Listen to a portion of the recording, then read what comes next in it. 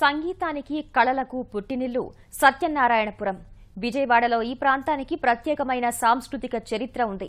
అంతటి పేరు ప్రఖ్యాతలు అక్కడ ఉన్న ఘంటసాల ప్రభుత్వ సంగీత నృత్య కళాశాల వల్లే వచ్చాయి. 4 దశాబ్దాల చరిత్ర ఉన్న ఈ కళాశాల ఇప్పుడు తన ఉనికిని కోల్పోతోంది. ప్రశాంత వాతావరణానికి ఆటంకం కలిగించేలా రాజకీయ నాయకులు నిర్వహిస్తున్న కార్యక్రమాలు, రణగుణ ధ్వనులు కళాశాలకొచ్చే విద్యార్థుల సంఖ్యను ఏటా తగ్గిస్తోంది.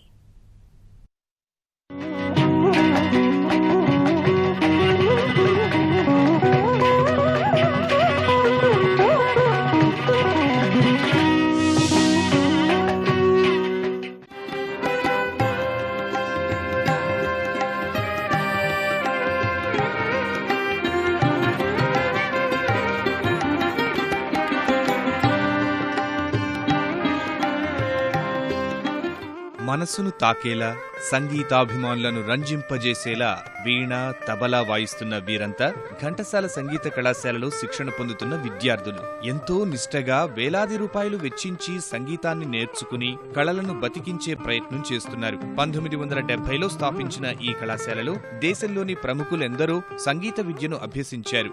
గాత్ర ప్రపంచ రారాజు పద్మవిభూషణ్ మంగళంపల్లి బాలమురళీకృష్ణ ఈ కళాశాలకు ప్రిన్సిపల్ గా పనిచేశారు. అంతటి చరిత్ర ఉన్న ఈ కళాశాల రాజకీయాలకు వేదికగా మారుతోంది. కళాశాల ప్రాంగణంలో సంగీత, నృత్యేతర కార్యక్రమాలు తరచూ నిర్వహిస్తున్నారు. 2 ఏళ్లుగా గణేష్ ఉత్సవాలను ఇక్కడ నిర్వహించడం ప్రారంభించారు. డూండి గణేష్ పేరుతో వేదిక ఏర్పాటు చేసి 2 నెలల పాటు పెద్ద లౌడ్ స్పీకర్లతో కార్యక్రమాలను నిర్వహించడం విద్యార్థులకు ఇబ్బందిగా మారింది. పెద్ద శబ్దాలతో విసిగిపోయిన కొంతమంది విద్యార్థులు 2 నెలల నుంచి కళాశాలకు రావడమే మానేశారు. తాజాగా అదే కళాశాలలో దసరా ఉత్సవాలు నిర్వహించేందుకు ఏర్పాట్లు చేస్తున్నారు.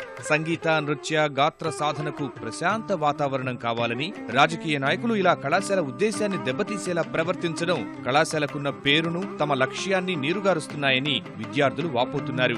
ఎప్పుడు చూసినా ఏదో ప్రోగ్రామ్స్ పెడుతూ ఉంటారు.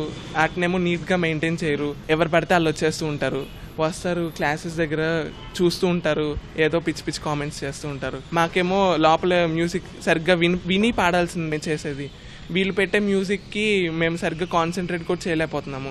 నిమజ్జనం కార్యక్రమాలు అవి చేసినప్పుడు ఏంటంటే పెద్ద పెద్ద సౌండ్స్ అవి ఉంటాయి. ఆ సౌండ్స్ మూలన మాకు క్లాసెస్ వినిపించవు. క్లాసెస్ వినిపిస్తే కదండి మేము ఏదైనా వాయించడానికైనా చేసేది. సౌండ్ పొల్యూషన్ వల్ల మాకు కొంచెం ఇబ్బందిగా ఉంటుంది. అటువంటి ఏమీ లేకుండా ఉంటే బాగుంటుంది. సంగీత, నృత్య కళాశాలలో జరుగుతున్న రాజకీయాలతో తాము విద్యను అభ్యసించలేకపోతున్నామని గవర్నర్ నరసింహన్కు ఇటీవలే విద్యార్థులు లేఖ రాశారు. తెలుగు రాష్ట్రాల్లో ఈ కళాశాలకు మంచి పేరున్నా 2 ఏళ్లుగా రాజకీయ నాయకులు తిష్టవేసి కళాశాల ప్రతిష్టను దిగజార్చారని లేఖలో పేర్కొన్నారు. ఇకనైనా మరో కార్యక్రమం నిర్వహించకుండా చూడాలంటూ విజ్ఞప్తి చేశారు. వాళ్ళు శ్రద్ధగా చెప్తున్నారు, మేము నేర్చుకోవడానికి రెడీగా ఉన్నాము.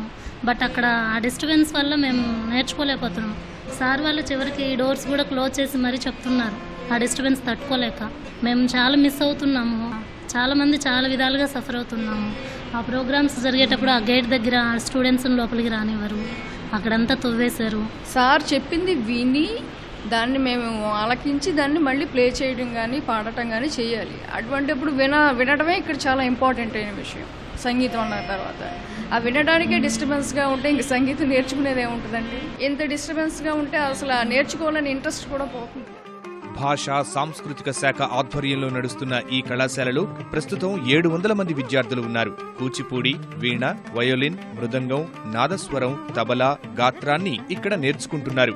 కళాశాలలోని కళావేదికను ఇతర కార్యక్రమాలకు వినియోగించడాన్ని పూర్వ విద్యార్థులు తప్పుబడుతున్నారు.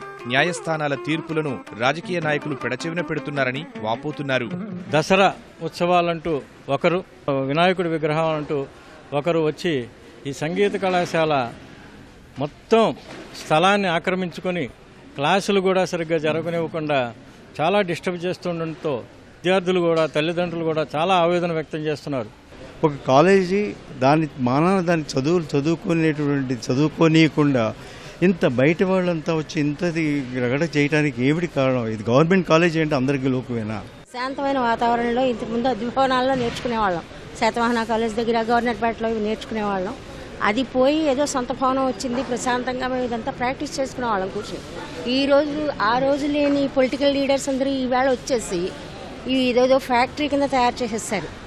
చాలా డిస్టర్బ్డ్గా ఉంది. లోపలికి రావాలంటే కూడా మేము ఇందులో నేర్చుకున్న వాళ్ళమా, ఎందుకు రావాలి అనే ఫీలింగ్ వస్తుంది మాకు. తెలుగు ఉభయ రాష్ట్రాల్లో కూడాను ఇది నెంబర్ 1 కాలేజ్ అనమాట.